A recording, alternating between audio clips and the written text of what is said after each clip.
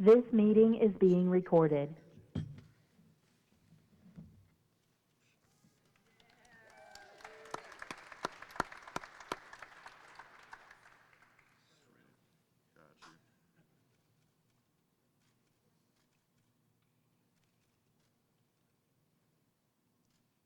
All good. Fold it up.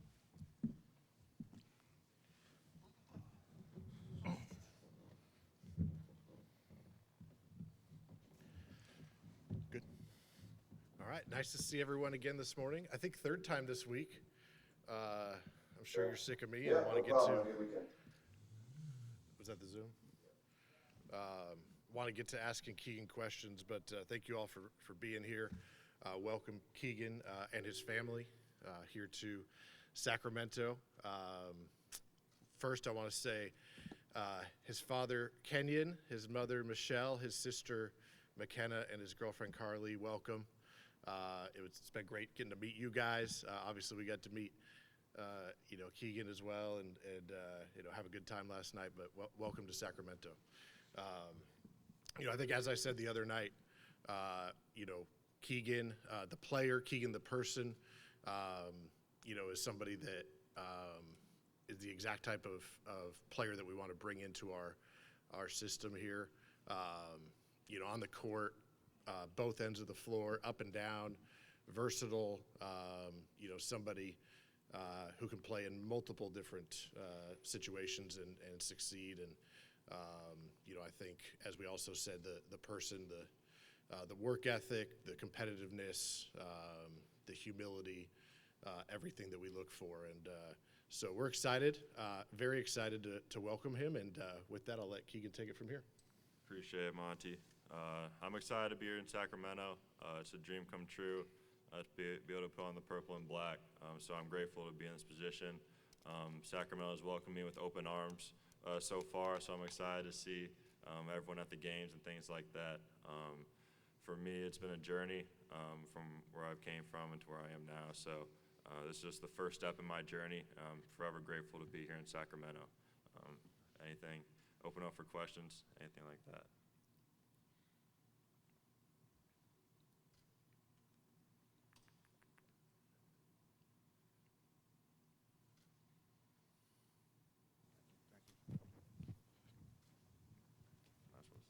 Hold up. There we go. Hey, Keegan. My name is Sean with Fox 40. What was going through your mind on draft day, both before the Kings called your name, afterwards? I mean, did you have any kind of preconceived notion that they were going to select you with that 4th overall pick? Yeah, I mean, going into draft day, anything can happen. So for me, it was just going in with the mindset, just have a good time with my family. And I knew that at the end of the draft, I'd be with an NBA team, and that was the goal all along. And to have it be Sacramento was one of the best feelings ever. To be able to have a good relationship with a lot of people in this front office, the players. I feel like it was just a great fit for me, and my emotion on draft night were just everything I expected. My family being there meant a lot to me, and I'm forever grateful for that night. Keegan, James Ham, ESPN 1320. When did you know that there was a good chance you were coming to Sacramento? And I guess for Monty, too, we saw sort of the joy when he got off the plane, you embracing and all that. Is this the guy that you wanted the whole time? Sure, I'll go first. Keegan was, like I said the other night, somebody that when he was there at 4, we were thrilled. We get 5 minutes. I don't think we used anywhere near 5 minutes to call it in, and so I think for us for sure that joy was 100%. That was our whole front office, an organization, not just myself.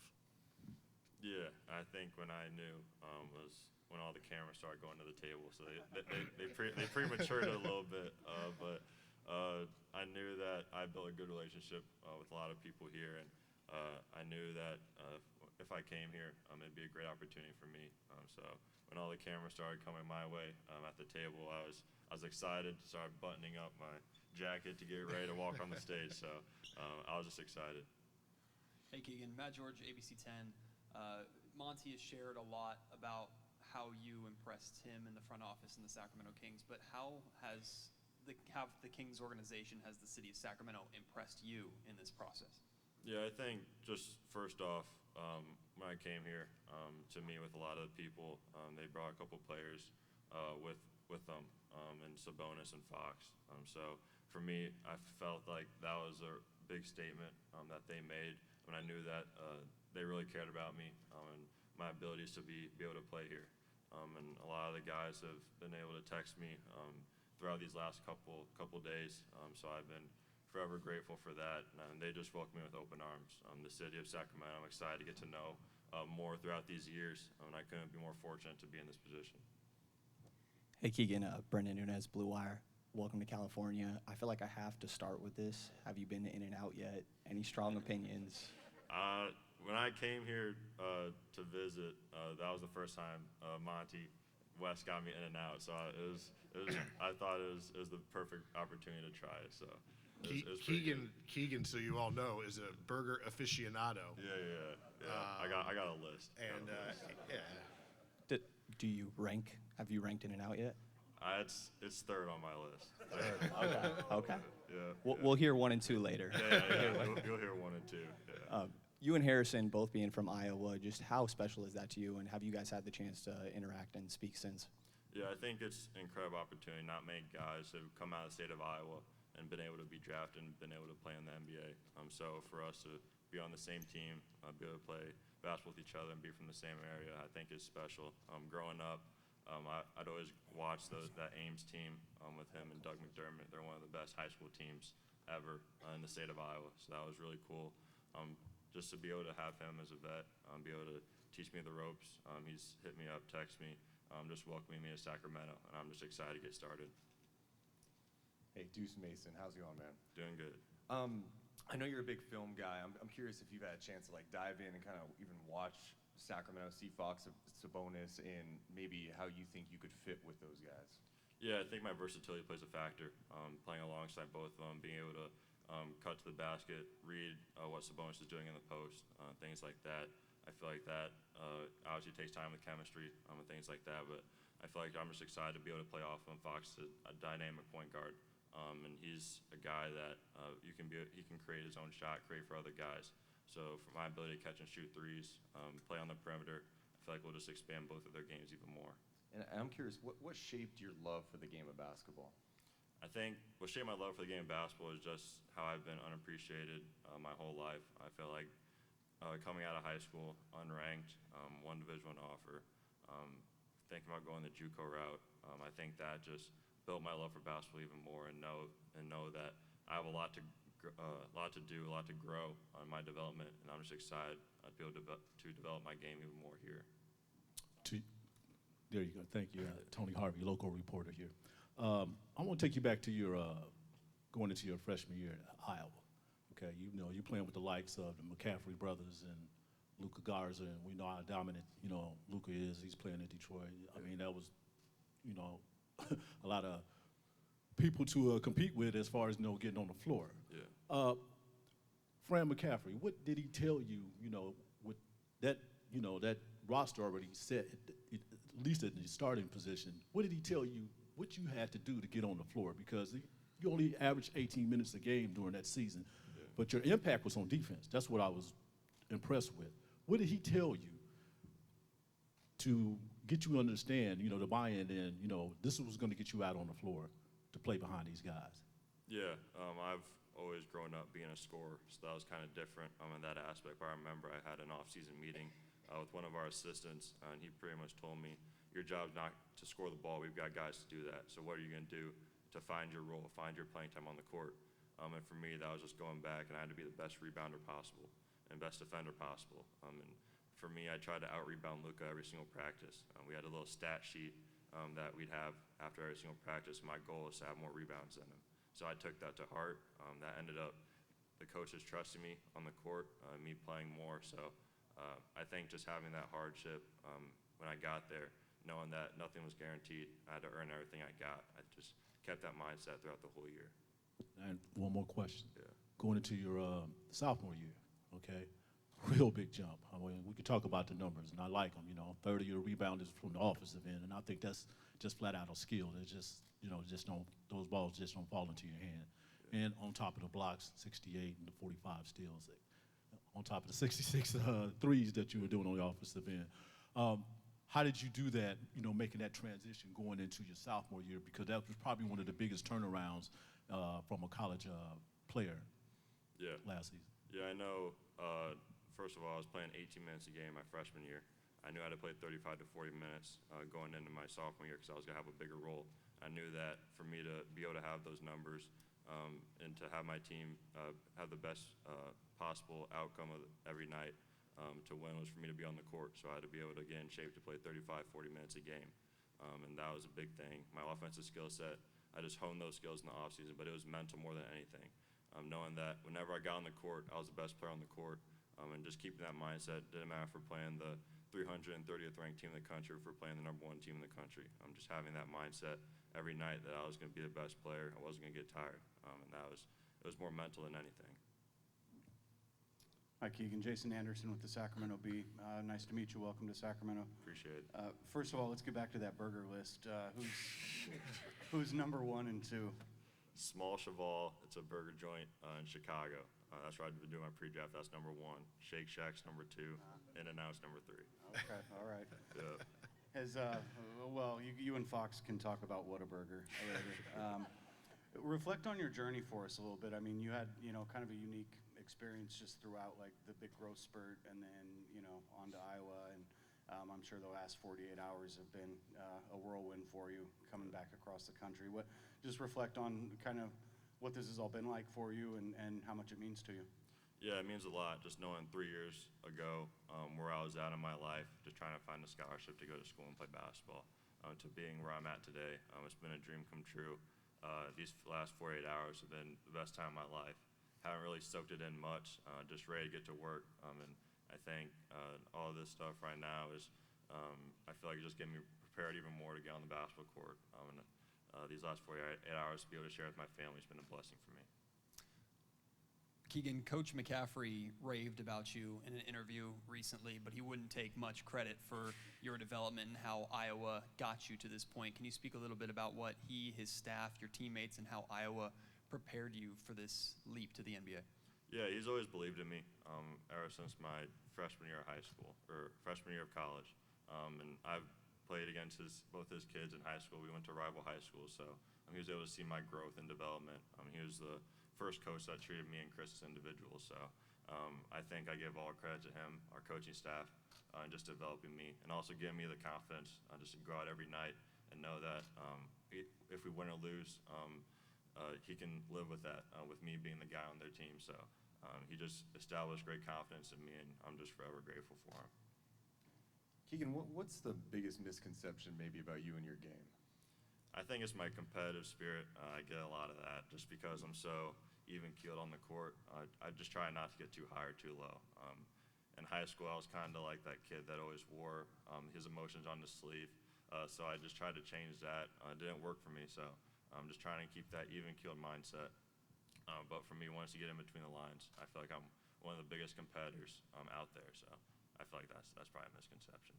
In Monty, it was said that you guys really liked him early on. Like you guys were scouting him really early. What maybe jumped out to you from the get about him that clued you guys in on his ability? Yeah, I think a little bit of what Keegan said his freshman year, where maybe a smaller role, but his ability to impact the game without putting the ball in the basket as much. Still kind of stuff in the stat sheet, so to speak, but.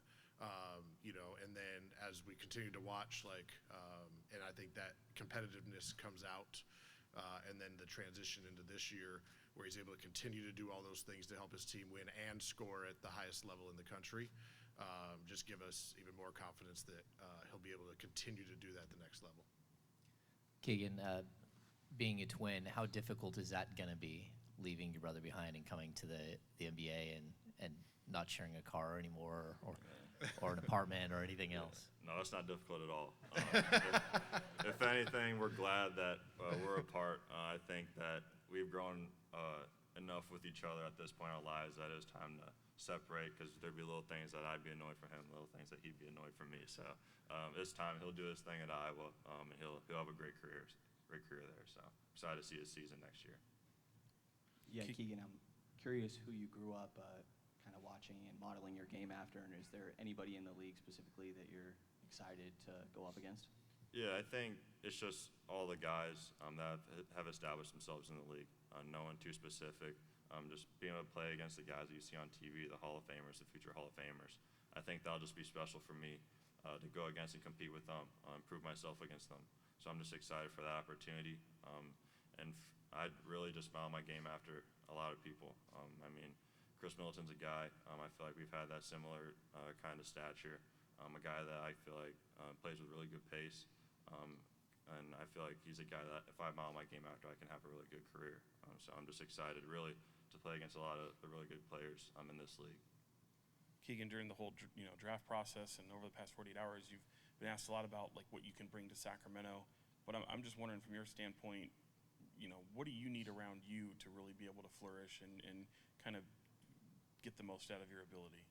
Yeah, I think just my mindset, my ability, I'm able to fit into a lot of different cultures and fit in and be successful in a lot of places. So I just think just creating good relationships with everyone in this organization from top to bottom, I feel like will give me great success. And I'm just excited to keep building those relationships. I know that those will have an effect on the court because once you have really good chemistry as a team, as a coaching staff, as an organization, the sky's the limit. Keegan, you came here not too long ago, and the report said you had dinner with Fox and Sabonis. Just want to know how that went. What did you eat, and what went on with the day? Did you work out with them too, as far as having dinner? Tell us a little bit about that. Yeah. So I got here late, kind of had some playing difficulties. So I went to dinner with Fox, or went to dinner with Sabonis. Went to breakfast with Fox. So I feel like just having those guys there really benefited me, and I know that they cared about me and what I represented. They didn't have to come to those events, but they did, and so that was really special for me. Question for Monty, but Keegan, I've got news for you, buddy. I've already seen a mock draft that has your brother coming to Sacramento next year. Monty, can you talk? We didn't ask you about the trade at the 37 spot really the other night. What was the idea behind moving the 37 pick with some of those guys on the board for 2 future firsts? And can you give us any details about how summer league rosters might be coming together? Yeah. So at the time, the trade was not official, so I couldn't speak on all the details. But yeah, it was for 2 future seconds. Which is kind of the larger trade I was referencing, not a 3-team trade or anything. But for us, as we go into draft night and into free agency, we're managing both our roster spots. We've got a bunch of guaranteed contracts already. We're adding one more very quickly, and so that's one thing is opening up another roster spot as we get into free agency, and we have a lot of things on the table. And the other is our asset management and building the portfolio so that we can go and continue to build out the team. And for us, the trade-off at that point and turning 1 second into 2 into the future, we felt that plus opening up the roster spot allowed us to kind of have the best options as we go into July. Yeah, Keegan, at the NBA level, do you see yourself more as a small forward or a power forward? I think I can play different positions. Obviously, it depends on who's on the court, who we're playing. So I think I'm able to adapt to different positions. Doesn't matter if it's small forward, power forward spot. Wherever they need me to do is where I'll fit in and where I'll be my best at. And Monty, you got your pick, but after that, you got a lot of work to do. Sort of, how many rotational pieces are you looking to change out here between now and the start of the season? Yeah, for us, I think we're gonna, we'll take this week to kind of reassess, prepare for July. I think adding Keegan, somebody who he just said can play multiple positions, really helps us as we build it out. But as always, yeah, we're going to be aggressive, see what we can do to continue to add to this team. Get with Coach Brown and continue to build our alignment with him on what he feels he needs. But we feel we're in a good spot to to add in July, whether it's free agency or trade. I guess this could be a question for either of you, but probably Monty. We saw the embrace that Keegan had with Coach Brown. Can you speak a little bit to, since we haven't gotten to speak to him yet, the excitement level of Coach Brown having a player that's as versatile as Keegan that, like he said, can be used in multiple different ways? Yeah, Coach Brown obviously was busy with the playoffs, but we were keeping him updated on some of the guys we were looking at, and Keegan certainly intrigued him. And then as we got through the draft process and he continued to watch more and we talked more, and I think it's number one, his ability to get up and down the floor in transition, which Coach Brown has spoken about. Joining Foxy and Domas and Harrison. We have a lot of athleticism. Keegan adds some more, and then I think really it's the versatility that he's spoken about, and Coach Brown sees it, and I think the league is going to a spot where guys who can play more positions, can switch defensively, all those types of things are really important. So I think Coach Brown's very excited to utilize him here. Monty, just kind of circling back on the draft a little bit, can you provide a little clarity on Sasha Vezenkov, just his situation? Is there a confidence on your side that he will be a King? Just kind of what the buyout situation might be with him? Yeah, no, for us it's just another one of those. Another one of those options as we get into July, and just somebody else who, like I said, is playing fantastic basketball over there and at an age where he's just entering his prime, and so we'll work through all that as we kind of get into the next couple weeks and assess exactly where we're at. But just the talent level that he's shown is something we're thrilled to add to our organization. Thank you. Thanks.